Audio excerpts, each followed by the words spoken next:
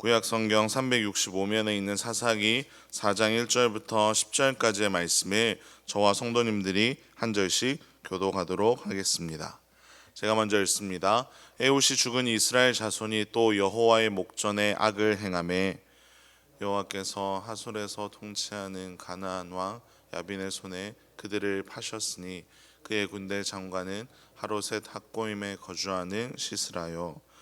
야빈 왕은 철병거 900대가 있어 20년 동안 이스라엘 자손을 심히 학대했으므로 이스라엘 자손이 여호와께 부르짖었더라.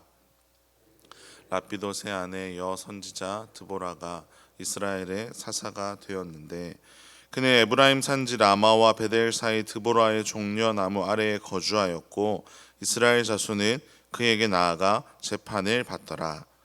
드보라가 사람을 보내어 아비노함의 아들 바락을 납달리 게데스에서 불러다가 그에게 이르되 이스라엘의 하나님 여호와께서 이같이 명령하지 아니하셨느냐? 너는 납달리 자손과 스불론 자손 10,000명을 거느리고 다볼산으로 가라. 내가 야빈의 군대 장관 시스라와 그의 병거들과 그의 무리를 기손 강으로 이끌어 내게 이르게 하고 그를 내 손에 넘겨주리라 하셨느니라. 만일 당신이 나와 함께 가면 내가 가려니와 만일 당신이 나와 함께 가지 아니하면 나도 가지 아니하겠노라 하니 이르되 내가 반드시 너와 함께 가리라. 그러나 내가 이번에 가는 길에서는 영광을 얻지 못하리니 이는 여호와께서 시스라를 여인의 손에 파실 것임이니라 하고 드보라가 일어나 바락과 함께 게데스로 가니라. 스불론과 납달리를 게데스로 부르니 10,000명이 그를 따라 올라가고 드보라도 그와 함께 올라가니라. 아멘. 사람들은 살아가면서 종종 착각이나 오해를 할 때가 있습니다.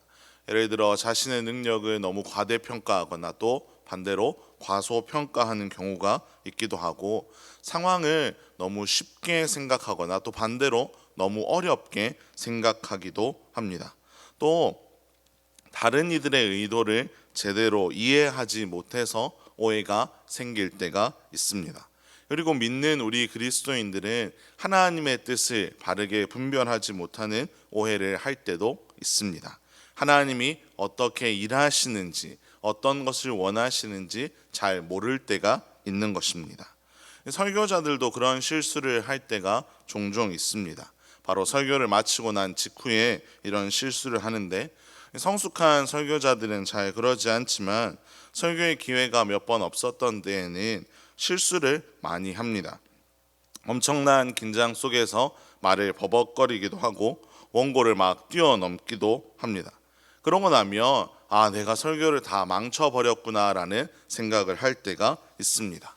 또 반대로 자신이 준비한 설교가 아주 술술 명확하게 잘 진행될 때 내 설교가 오늘 성공적이었다 생각할 때가 있습니다. 그런데 실상은 하나님이 그 모든 것을 운행하신다는 것입니다.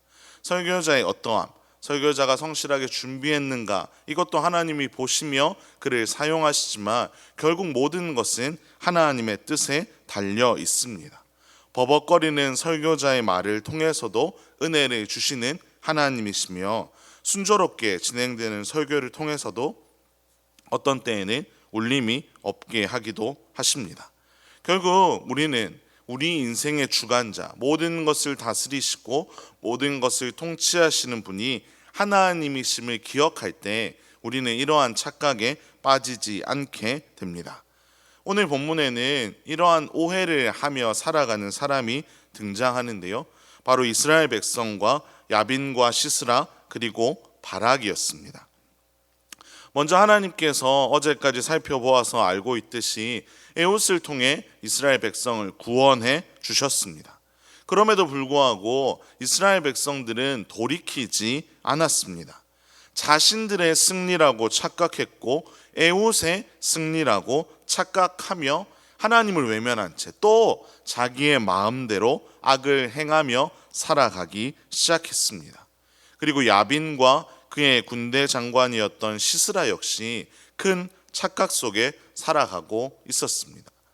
이스라엘의 하나님이 약해서가 아니라 이스라엘 주관하신 하나님이 연약한 존재여서가 아니라 이스라엘이 여호와 앞에 악을 행하였기에 그 결과 야빈의 손에 이스라엘을 파신 것인데, 그들은 자신들이 강해서, 자신들이 대단해서 그렇게 한다고 착각하고는 신이 나서 이스라엘 백성들을 엄청나게 학대하였습니다. 그리고 바락 역시 하나님을 제대로 알지 못하고 상황들을 제대로 분별하지 못했습니다. 하나님은 사사 드보라를 통해 바락을 부르셨습니다. 그리고 바락에게 큰 승리를 약속해 주셨습니다.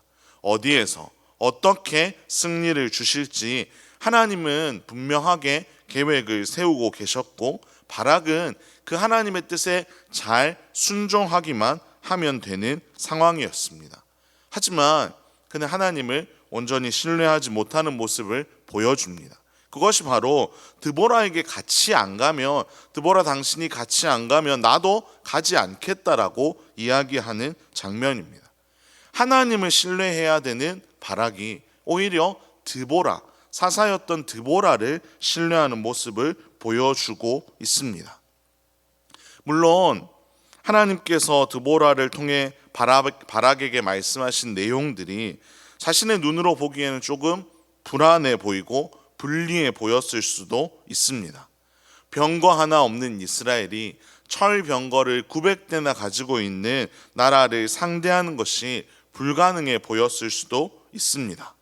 싸우는 조건 역시 골짜기에서 산 비틀에서 싸우는 것이 아니라 병거가 싸우기 편한 강 바닥에서 싸우는 것이었기에 시스라에게 유리한 조건이라고 생각하여 바락이 주저했을지도 모릅니다. 하지만 상황이 어떠하든지 상관없이 바락이 주목해야 할 것은 바로 하나님이었습니다.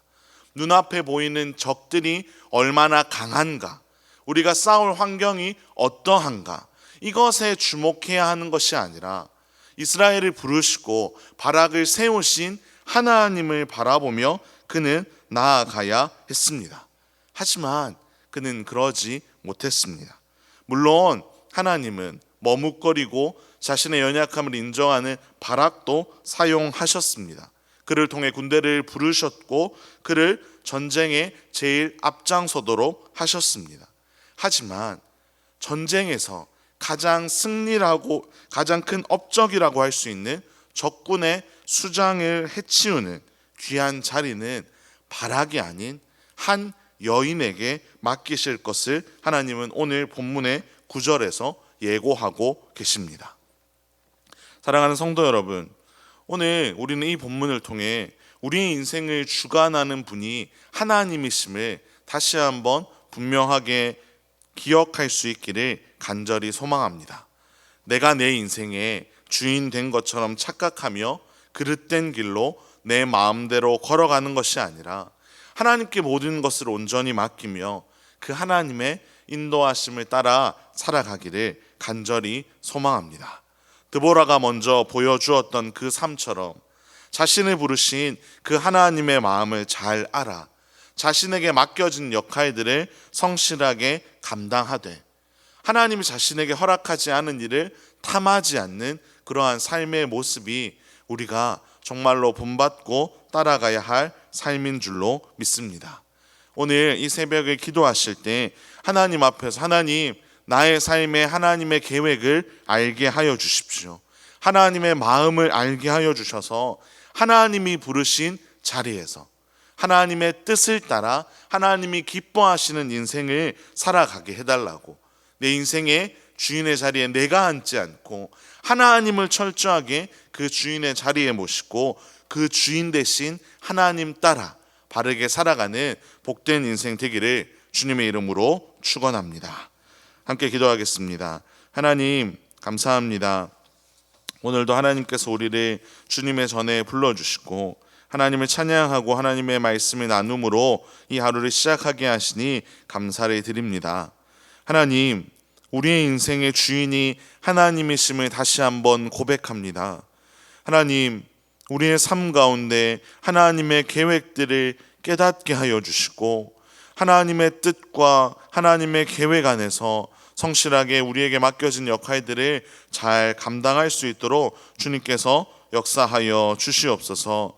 우리의 눈앞에 보이는 상황들이 비록 우리로 하여금 낙심하게 하고 정말로 우리의 믿음을 좀 잃어버리게 할 때가 있을지 모르지만 하나님을 바라보며 전능하신 하나님을 신뢰하며 우리의 삶을 담대하게 하나님께 올려드리는 우리의 모든 삶이 되도록 주님께서 역사하여 주시옵소서. 감사를 드리며 살아계신 예수님의 이름으로 기도합니다. 아멘.